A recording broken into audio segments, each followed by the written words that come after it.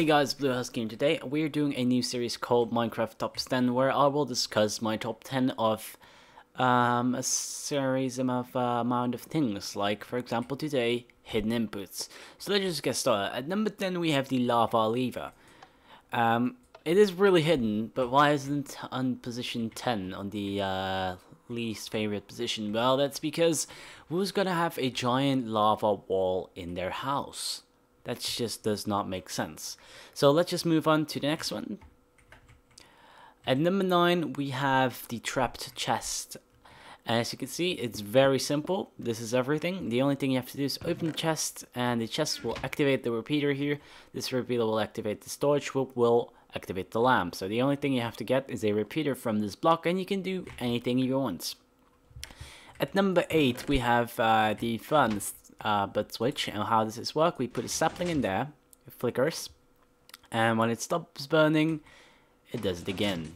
So how does this work? This does work with the basic principle of a butt switch, which will detect updates. How does a butt switch work? Just for short, when a piston is powered diagonally or from 2 blocks on top, it's butted. That's the way I like to call it. And as a butted piston, when you update one of those, it's going to activate. So when we update this one, it's going to activate. And when it activates, this repeater will go on because the redstone block gets pushed. It will deactivate the torch, which will deactivate the piston. This piston will retract this redstone block, will unpower the diagonal power, as you can see. So it's no longer diagonally powered and will retract. The piston movement of here will cause the piston to update again, and that way it will update to retract, because it needs an update for retract and push both. So if we continue, if we take a hole, this is the soil trick. If we right click here, lamp goes out. What happens here is just basic that this redstone torch goes through this soil, goes through the repeater, goes through to the lamp. But well, if we take out these here, and we have a signal, like that, whoops, it's gonna go through. But when we make soil, it does not longer go through, because this does not count as a solid block. So this entire machine depends on this thing. It's a really old trick. It's not the best trick because it's kind of not reliable, because you have to wait until it despawns and becomes dirt again, and then becomes grass again, like you just saw.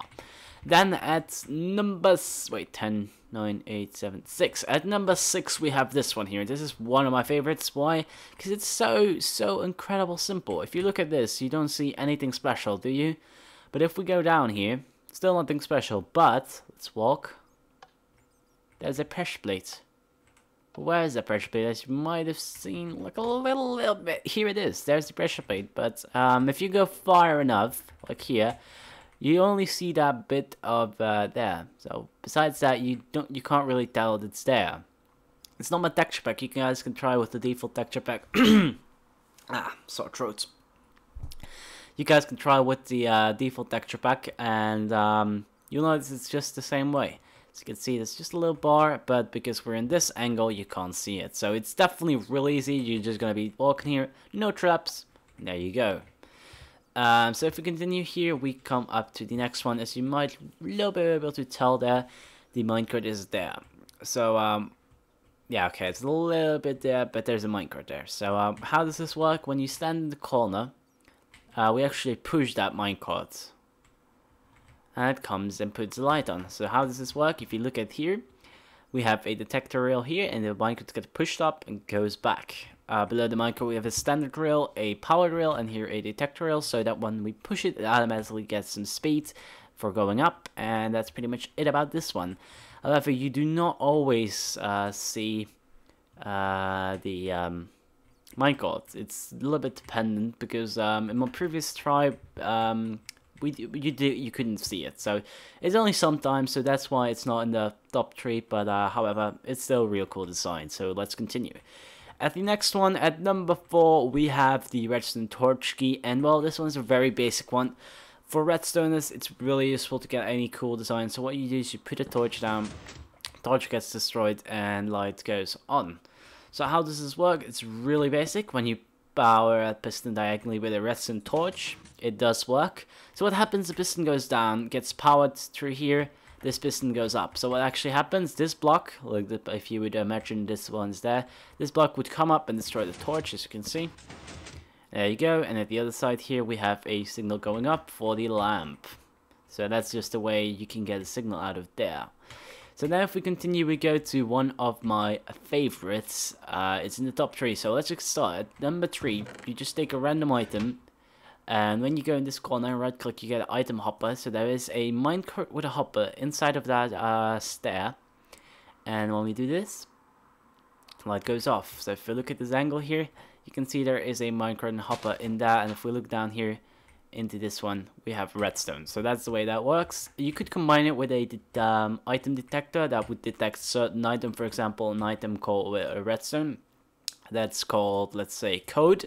Every time this redstone dust comes in, you could filter it out, and if filter out redstone dust that's named key will pop back out, and you will get an opening door. Any other item would get destroyed. So that way you could do really fancy things with it. This is just a start of a cool thing. So if you want to see me do anything like that, also comment down below. Let's continue with number 2. As you see, when you step on that oh my god, I can't remember a carpet, there is a redstone ore beneath. So every time you step on this redstone ore, it will activate this butt switch, which it did not because of some reason. Strange. There we go. Every time it's get updated, there we go. Just imagine that happened. There we go, light goes on.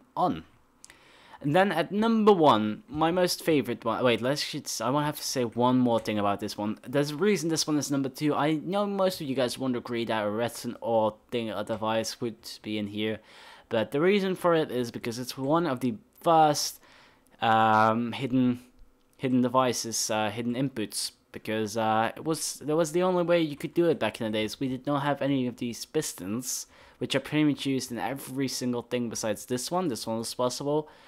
We didn't have trap chests, so only that one, and that one were possible. But this one was one of the most amazing and most used by everyone. So that's definitely earns his spot here. So at number 1, we have a very incredible simple device, but so hidden. That's it. It's literally this square here. If you go diagonally into it, you have a lever. So how does this work? Just like this. That's all there is into it. It's that easy. It's incredibly easy. And there's another thing I put in here in first spot, but let's first look how this works. When we have a stair here, I can just easily place a torch and break that torch there. But when we put a stair like this stair still thinks it's like this. It still thinks like that, so the hitbox still works. So if we do this is the torch, and it's broken. So that way this thing works, and I'm very proud of, because this design is, I don't know how old it is, but I'm not sure, but I'm thinking I'm with one of the, let's say, first 100 people that found out this design by just building something fancy, just going like this. And turn oh, that does not need to be like that, and I try to break it, and wait, it's this angle. Yeah, there we go. And oh wait, what happens? And I figured it out. I didn't really figure out to make a hidden input from it, but still, I'm very proud. Even if you don't believe me, I'm very proud that I've discovered this myself without needing any YouTube help. So yeah, hope you guys enjoyed this top 10. I know it's a little bit poorly edited. The next one will be is already chosen by me, so you can most look forward to that one, because this one is just a quick one, because I'm still on it's the only day I have time to record. I'm on vacation while you guys see this, so still hope you guys enjoyed it. Give it a like if you did, and comment down below what I should use after the next one, because the next one's already chosen. But anyways, see you guys all later. Blue Husky out. Bye.